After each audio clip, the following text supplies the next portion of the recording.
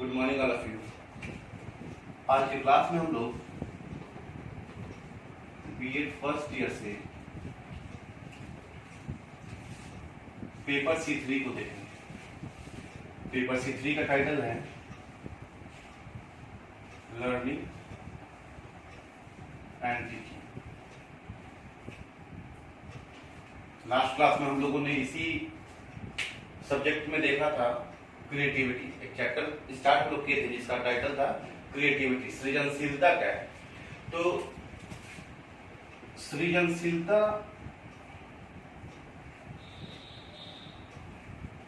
और इसकी प्रकृति, यानी कि सृजनशीलता क्या है, व्हाट इज क्रिएटिविटी और इट्स नेचर। दो चीजों को हम लोगों ने लास्ट क्लास में देख लिया था कि सृजनशीलता क्या है, सृजनशीलता का शाब्दिक अर्थ क्या है या उसकी परिभाषा क्या है, और सृजनशीलता की प्रकृति क्या है, यानी कि what is creativity and what its nature. इन चीजों को हम लोगों ने देख लिया था और आज के क्लास में हम लोग इसी क्रिएटिविटी चैप्टर में आगे बढ़ेंगे और आगे का जो भी टॉपिक होगा उसको डिस्कस करेंगे। तो आज हम लोग जिस टॉपिक पर डिस्कस करेंगे वो टॉपिक है कि सृजनात्मक बालक के व्यक्तित्व एवं व्यवहार संबंधी विशेषताएं कौन कौन सी, यानी कि personality and behaviour characteristics of a creative child. यहाँ पे क्रिएटिव चाइल्ड के बारे में बात हो रहा है कि इसके कैरेक्टरिस्टिक्स को जाना है कि इसके व्यक्तित्व एवं व्यवहार में कौन कौन सी विशेषताएं पाई जाती हैं। तो उसको हम लोग बिंदुवार समझेंगे। जो पहला विशेषता पाया जाता है किसी भी क्रिएटिव चाइल्ड में वह है कि वह विचार और कार्य में मौलिकता का प्रदर्शन करता है। यहाँ पे मौलिकता से तात्पर्य है कि वो किसी भी कार्य को करने के पहले विचार को करेगा, उस कार्य को करने के पहले विचार करेगा उस कार्य पे कि ये काम करना सही है या नहीं है, ये काम को हम किस किस ढंग से कर सकते हैं, या यह काम को करने के लिए हमें किस रास्ते को चुनना सही है। वह इन सब सारे बातों पे विशेष रूप से गहन अध्ययन करेगा कि हमें किसी कार्य को करना है तो वो कार्य को हम किस प्रकार से संपादित करें। तो पहला जो विशेषता है वह यह है कि वह, यानी कि कोई भी क्रिएटिव चाइल्ड, कोई भी सृजनात्मक बालक किसी कार्य को करने के लिए वह विचार और कार्य में मौलिकता का प्रदर्शन करता है, यानी कि वो मौलिकता को बनाए हुए रहता है, सामंजस्य को बनाए हुए रहता है कि किसी कार्य को अगर हमें करना है तो वो किस प्रकार से करना है, उस कार्य को करने के लिए हमें किन किन चीजों की आवश्यकताएं पड़ेंगी, उन सारी चीजों पे ध्यान करके ही वह बालक उस कार्य को करेगा। जो दूसरा विशेषता है वह यह है कि कोई भी सृजनात्मक बालक समायोजन में सक्षम होता है, यानी कि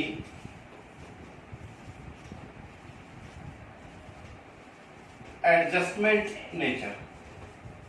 कोई भी क्रिएटिव चाइल्ड होगा उसका नेचर कैसा रहेगा, एडजस्टमेंट रहेगा, वो कहीं भी अपने आप को एडजस्ट करने में सक्षम होगा।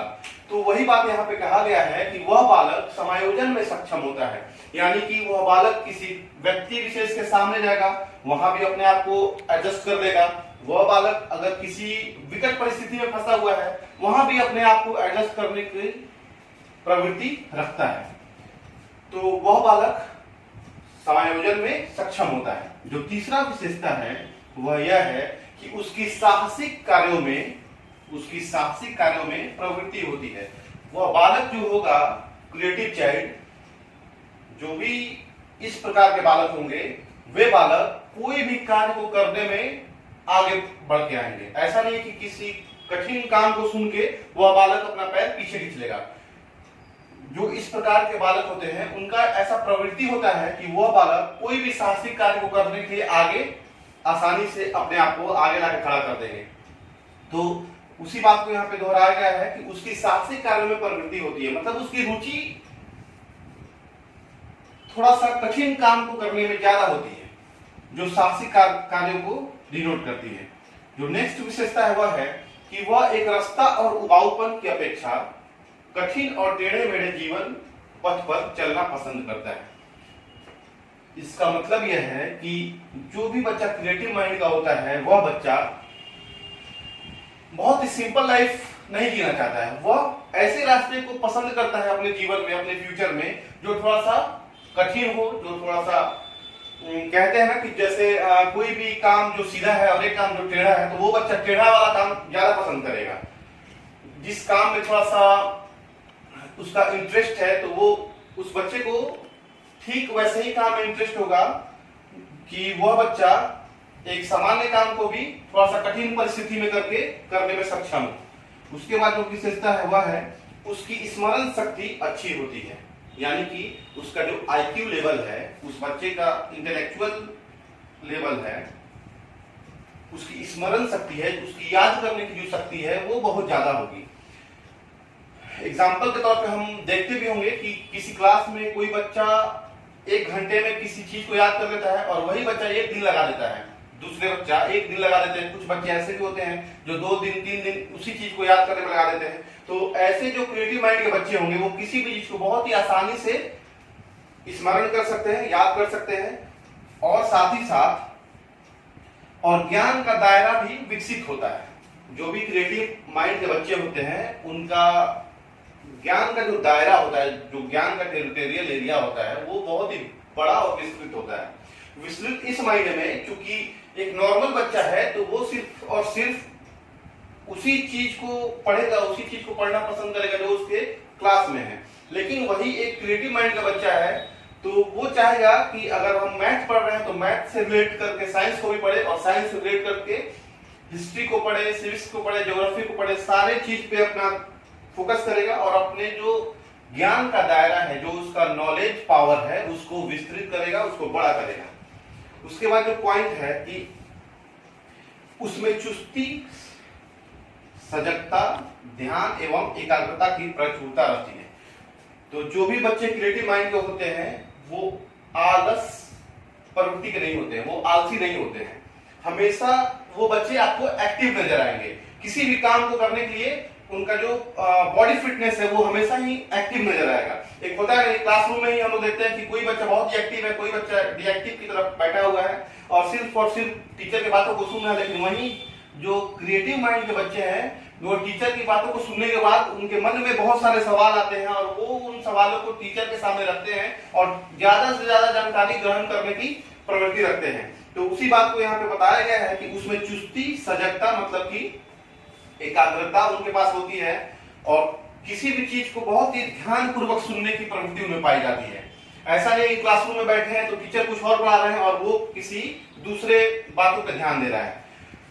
तो जो भी बच्चे सृजनात्मक प्रवृत्ति के होते हैं या सृजनात्मक बालक जो भी बच्चे होते हैं उनमें चुस्ती, सजगता, ध्यान एवं एकाग्रता की प्रचुरता पाई जाती है। उसके बाद जो पॉइंट है, जो विशेषता है कि उसकी प्रकृति जिज्ञासुमय होती है। यहाँ पे फिर से वही बात आ रही है कि जिज्ञासुमय, यानी कि वो बच्चा ज्यादा से ज्यादा जिज्ञासा रखता है किसी बात को जानने के लिए। वो बात चाहे उसके क्लास की हो, वो बात चाहे उसके सिलेबस की हो, या वो बात चाहे बाहरी दुनिया की हो, वो बच्चा बहुत ज्यादा जानकारी प्राप्त करने के लिए लालायित होता है और जिज्ञासुमय होता है। उसके बाद जो विशेषता है वह है कि वह भविष्य के प्रति आशावान और दूरदृष्टि वाला होता है। आशावान से तात्पर्य है कि जब कोई बच्चा अगर आशावान है, आशावान प्रवृत्ति का है, तो वह बच्चा किसी भी परिस्थिति में, किसी भी सिचुएशन में डिप्रेस कभी भी नहीं होता है। और अगर कोई बच्चा डिप्रेस नहीं होता है तो जाहिर सी बात है कि वह दूरदृष्टि वाला होगा, यानी कि वो अपने फ्यूचर को किसी एम विशेष को सेट कर देगा कि हमें यहां पहुंचना है। अब कैसे पहुंचना है उसके ऊपर वो काम करेगा। तो उसी बात को यहाँ पे बताया गया है कि वह मतलब कि क्रिएटिव माइंड के जो भी बच्चे होते हैं भविष्य के प्रति आशावान और दूरदृष्टि वाले होते हैं। तो जो 9 नंबर विशेषता है, यानी कि जो नेक्स्ट विशेषता है वो यह है कि क्रिएटिव माइंड का जो भी बालक होगा उसमें स्वयं निर्णय लेने की क्षमता, मतलब कि जो भी क्रिएटिव माइंड वाले बच्चे होते हैं उनमें निर्णय लेने की जो क्षमता है, डिसीजन मेकिंग की जो क्षमता होती है, वह बहुत ही प्रबल दायरे में होती है और वह बच्चा कोई भी डिसीजन लेने में हिचकता नहीं है। किसी भी प्रकार का डिसीजन वह स्वयं ले सकता है। तो इसीलिए कहा गया कि ऐसे बच्चे इन बच्चों की विशेषताएं हैं कि ये बच्चे किसी भी चीज के लिए स्वयं निर्णय लेने की क्षमता रखते हैं। और जो नेक्स्ट विशेषता है वो यह है कि वह अस्पष्ट, गूढ़ एवं अव्यक्त विचारों में रुचि रखता है।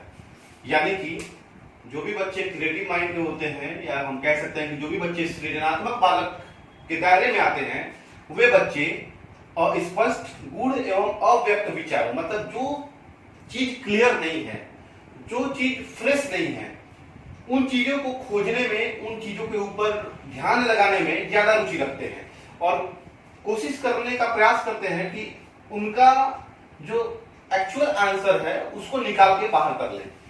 उसके बाद जो लास्ट विशेषता है वह यह है कि वह प्रायः अपने विचित्र एवं मूर्खता भरे विचारों के लिए प्रसिद्धि अर्जित करता है। यानी कि क्लासरूम में अगर को सारे बच्चे नॉर्मल बैठे हुए हैं और एक बच्चा ऐसा है, या 5 बच्चे, 2 बच्चे, 3 बच्चे ऐसे हैं जो क्रिएटिव माइंड वाले हैं, तो जाहिर सी बात है कि टीचर के बातों पे काउंटर क्वेश्चन वो पूछेंगे, और जब काउंटर क्वेश्चन वे पूछते हैं तो और बच्चे उन्हें विचित्र और मूर्ख भरे शब्दों से डिनोट करते हैं।